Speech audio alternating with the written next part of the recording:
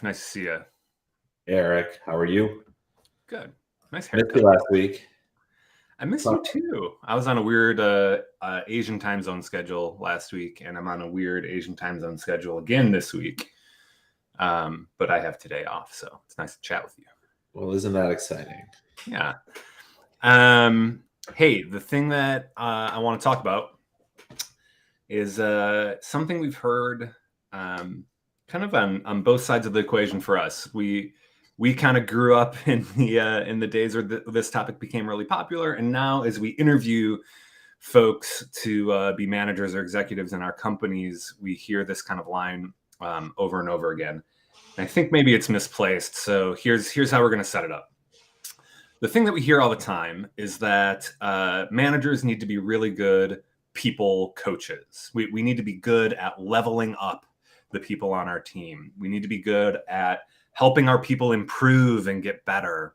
And this idea that as a manager or leader, you need to be a really good individual coach has kind of taken over.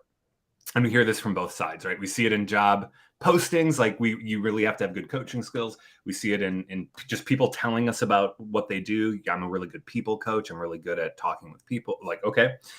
But the thing that bothers me about all of this is not that coaching is bad. It's great. The thing that bothers me about this is it seems that perhaps we've created a system where we want managers to be really good coaches of individuals.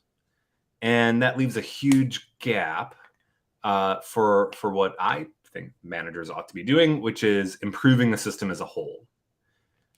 So I'll throw it over to you here, and I'd like to hear what's the best version of the argument for why we need managers to be individual coaches. Then after that, we'll talk about maybe what we want to see them doing at a systemic level.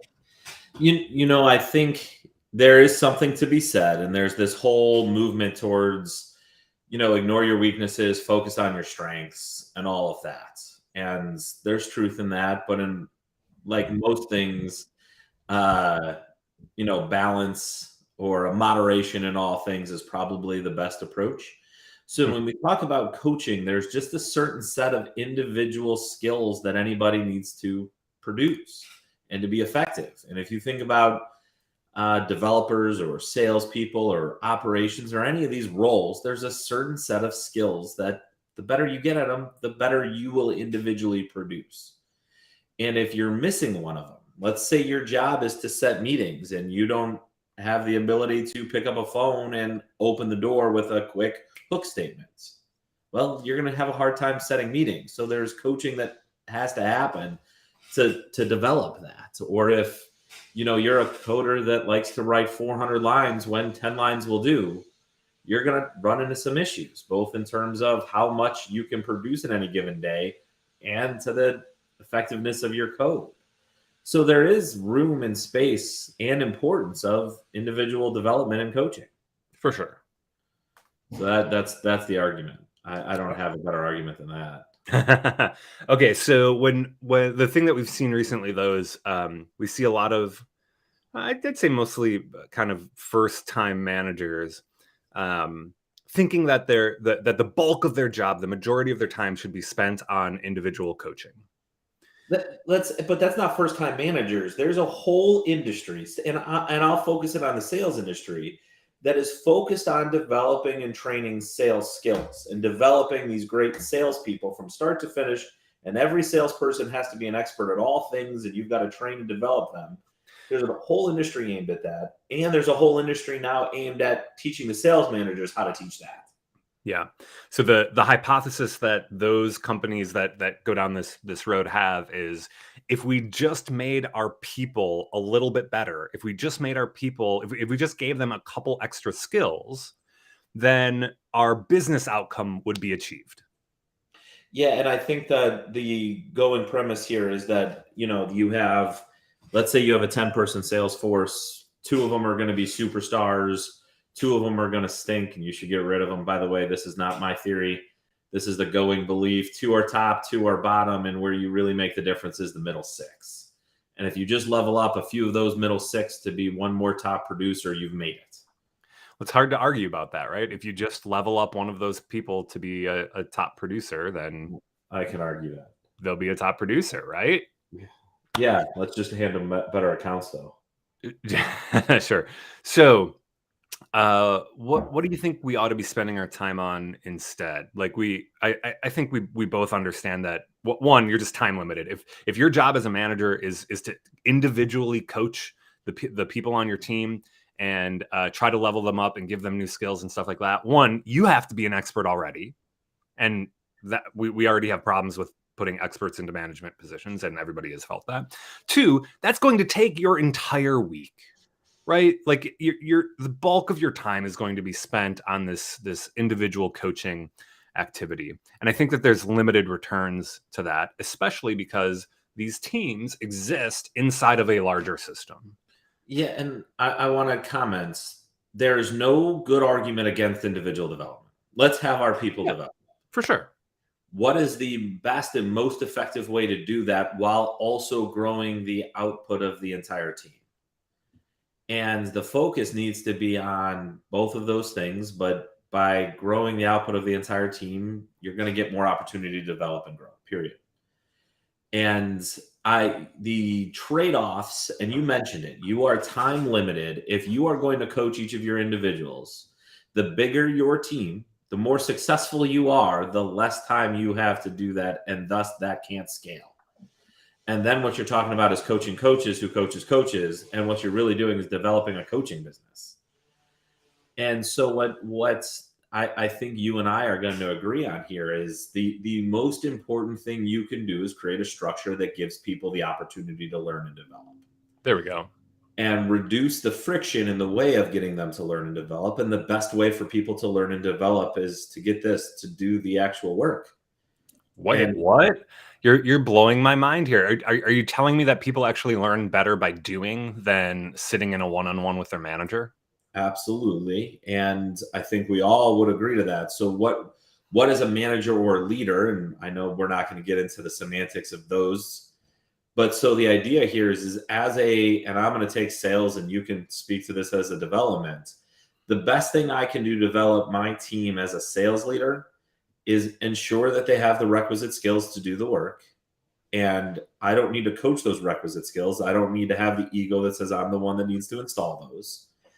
But once they have those requisite skills, get the nonsense out of their way so that they can go out in the world and use those skills as frequently as possible. And reduce the nonsense that gets in their way of being successful in those roles. If, for instance, the primary goal of one of my departments is to set meetings, let's get everything out of their way and support them as much as possible in setting those meetings. Let's make sure the strategy fits. Let's make sure the offer in the meeting fits. Let's make sure we're having team collaboration over what's working and have them do that as often as possible without interruption from me and the other nonsense, without the bureaucracy. I really like that approach, and it matches up with what we do in product development too, specifically in Scrum. There's this event, the retrospective, that allows everybody to talk about how things are going. And one of the topics that we often talk about is like, do we have the skills on the team that we need? And if not, how are we going to get them? Who's going to go to what workshop? Who's going to go read what book? Who's going to spend 3 days next week on Stack Overflow learning about something? Like who's going to do that to get the skills? And 99 times out of 100, the team can figure that out themselves. They just have to have the structure in place that supports that, which goes back to what I think managers should spend the vast majority of their time doing, which is not individual coaching. It's caring for the whole system. It's looking at the whole system, the processes, how information and data and communication happens on the team, how things flow through the team, and correcting and nudging the system around the team in a way that helps the team perform better, not individuals performing better.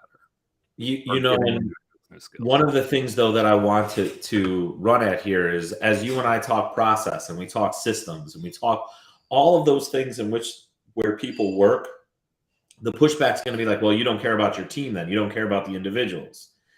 And that can't be further from the truth. Yeah. when you have a good structure and a good process, caring for the individuals is automatic and it's built in. And people say things like, well, you have to empower them. And then we have 3 layers of bureaucracy before they can go learn one of those skills, as opposed to the team saying, hey, we don't have a compelling process that engages people at a high enough level. Great. What are we going to do about that? Yep. And instead of me dictating to them and being the big bad coach because this is how I engage people, that is less caring by forcing them to have my way than empowering them to go out and learn to go out and test things. So I know you and I are both process people, whether you call it agile or lean or quality improvement. We come from an aspect that this is the best way to care for people and to develop people.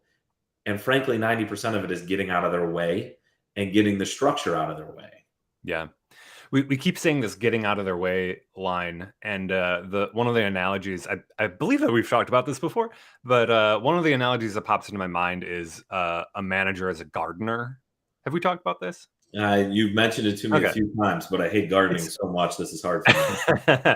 It's the difference between some managers feel like the best way to make a plant grow is to tell the plant to grow faster, tell the plant that it needs to do photosynthesis, maybe even tug on the plant and get it to elongate. Other managers act more like gardeners, right? They prepare the soil, they prepare the system before the plant is even there. They're constantly tweaking the environment around the plant, whether it's adding water or fertilizer or pulling weeds or whatever, like pulling weeds being like removing impediments, right? Like there's a lot of good analogy here. And I think what we're advocating for is the gardener manager, not the manager that is spending the majority of their time directly coaching the plant, right? Now, yeah, I agree with that. Still hate gardening, but I think it's a good metaphor. I will say this doesn't eliminate all coaching, and that's not what we're advocating for. However, the best way to coach is to allow people to learn through the way they need to learn. And for some people, that is they're going to come to you and ask. For some people, that is they want to run into the wall 5 times and self-learn. Some people, it's going to be, hey, I'd like to take this course. Now, as we talk about this structure, one of the things that I can't emphasize enough is if you're implementing this structure, you need to work with each individual so they declare how they need help and give them the tools so that they can self-study and self-analyze enough that they know how to come ask for help. That's another really important point because what we're hearing now a lot are these managers saying like, I am a really good coach. I'm really good at upskilling people and things like that. And one of the things that always strikes me as odd is like, how can you be good at that with everybody, right? People are different. People want to learn in different ways. I've worked with a lot of people that really just like you and I, we just want to sit in a room and chat, right? Like we want to sit in a room and talk it out. And that's how we can learn and change our minds and figure out new ideas. There's other people that are like, can you just leave me alone for a day so I can read this book? Right. And so the way that people want to learn, like if your goal is really to upskill your team, you have to know how each individual wants to learn and craft the environment that allows that to happen. Not you just saying, I'm a really good coach, so let's have a coaching session. Yeah, and you're not only coaching for the system that they're currently in, but you're also then helping them develop for what system's coming next, whether they want to move into a managerial role, whether they want more, senior level role doing the bigger, harder tasks. Wherever they're at in their career development, it's important that you create the structure in which that they can take advantage of the current system as well as the following system. I can't emphasize some of these points enough that the first thing, if you want to be a great coach, first get all of the nonsense out of their way so they have a chance to flourish. The second thing is work with them so they build the necessary skills on how to self-advocate and how to advocate for what they need. And, to your point, listen and, execute on that. Is this a 48 hours where they need to go away and spend time working on something silently, alone time? Is it they need to go to a course and we're going to help shift their workload? Is it coaching that they need, and who's the best person to coach them on that? I am not the most disciplined person in the world. If I try to coach somebody on discipline, it's going to be awfully inauthentic. Hmm. And I'm going to tell them all of the things. Now, I have my own system set up for me, but that doesn't work for anyone. Yeah, And you know what works for you. You know that discipline is something you have to work on, and you've developed the system to keep yourself on track. There's no reason to copy and paste that system to your whole team. and there you go. That's we've got to stop thinking best practices in coaching and development are meant to be copied from one person to the next, and start understanding what the critical factors in the structure are, and then develop that on the team, especially these teams like you and I manage that are highly intelligent, highly effective people when they walk into the job. Mm-hmm. And they need to be set free of your control. And that includes how you coach them. Yeah, that's great. Right. So to wrap this up, I think, yeah, of course, as a manager, you should have some coaching skill. You should be able to nudge people in the right direction, and you should be able to do that nudging in a way that honors and cares for that individual and the way that they learn and the way that they want to be interacted with, because that's going to produce the best results. Not because this is some sort of like touchy feely, we should be friends and there should be apple pie at work. It's because this is going to produce the best results. And maybe spend more of your time caring and working on the system that surrounds your team, all of the things that are getting in their way, all of the bureaucracy that slows them down, all of the things that suck time and energy from their day jobs. Yeah, and we just had a great question in the feed here, and I want to hit on this. Yes, coaching can, and for the right people, it is about asking the right questions. For some people, it's about creating the structure that surfaces the right questions. And for some people, it's pushing them to even consider the fact that a question should be asked. And so I want to point out something, and Erik, you're right. It's about the individual person, but it's all about creating that structure that gets to the right questions. Thank you for that great question in our feed. It's also about creating the structure that allows the information and the data to be shared in a way that highlights when coaching is necessary and when development is necessary. And it's about developing that structure and process that allows people to take advantage and apply what they're learning instantly. For a long time, I worked on a company that had learning as one of their chief practices. And how do you measure learning? And one of the key things is if you're not applying what you learned within 48 hours, you didn't actually learn it. So what's the structure that allows people to self-analyze, to come and understand how to ask for help, and then apply that help almost instantly? And if you don't have that structure, your coaching is probably going to waste. I'd like to offer one more thing, and maybe this is a good a preview for what we should talk about in future weeks. But this all sounds really difficult, but it doesn't have to be. There are things already out there that you can use, and even though I'm a broken record on this subject, like Scrum is perfect for this.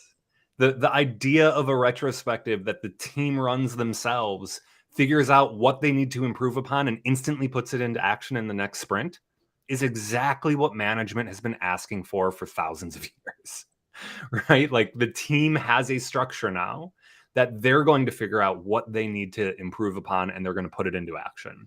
And that frees up a whole lot of time for you as a manager to work on really just the gnarliest problems that come up, and to spend time curating the system around the team instead of working with every individual on the team for 10 hours a week or something like that. Yeah. And Erik, you know that we've taken some of that Scrum structure and applied it to individuals, and we have a program for that. But you have two things that I want to mention just to make sure everybody knows. One is you have an individual improvement program. Is program the right process? Sure.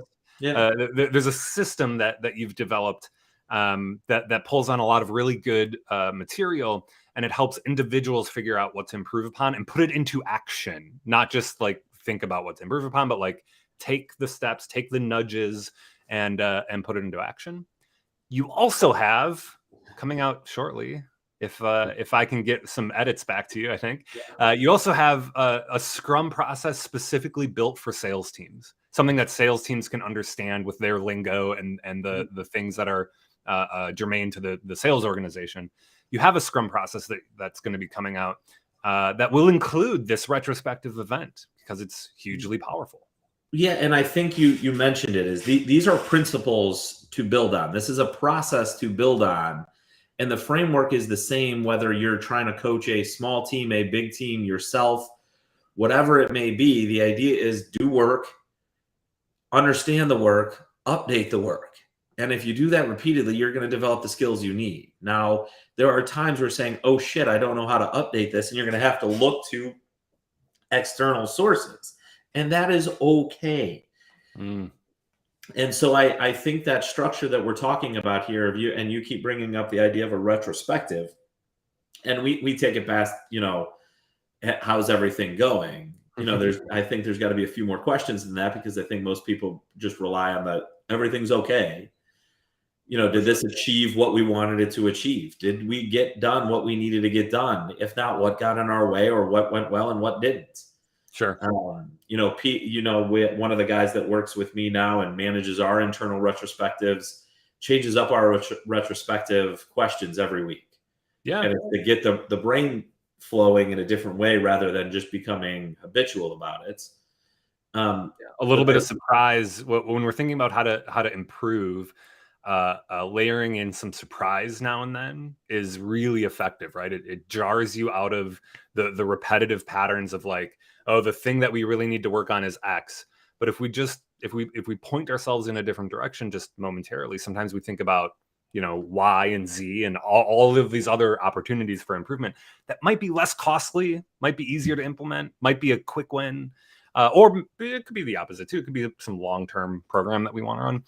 But the element of surprise in retrospective, I think, is a good one. Yeah, I want to jump in here and sum us up because we're way past how long we want to go. Sure. But I want to say, we talked about this, the individual coaching versus focused on the system. And keep in mind, neither of us are saying there's no individual coaching. But if you have 10 effort points using Scrum lingo, and you can apply those effort points towards work, maybe 1 or 2 of them should go to individual coaching, but 5, 6, 7 of them should be going into improving the system so people can self-improve and self-take ownership of that. Because when they come to you, when your team comes to you and says, this is the help I need, those 1 to 2 effort points go a much longer distance than scrambling around, because it's going to be applied right away. It's going to be against a bottleneck or constraint or obstacle that they have right away. And it frees up your time to work on your own development and developing the system. So I think when we talk about individual or system, the majority of your time should be going to the system. And if you do a great job of that, the time that you put in individual coaching is going to be multiplied. Well said. I think that's a good place to leave it. Thanks for listening, and we will see you next week.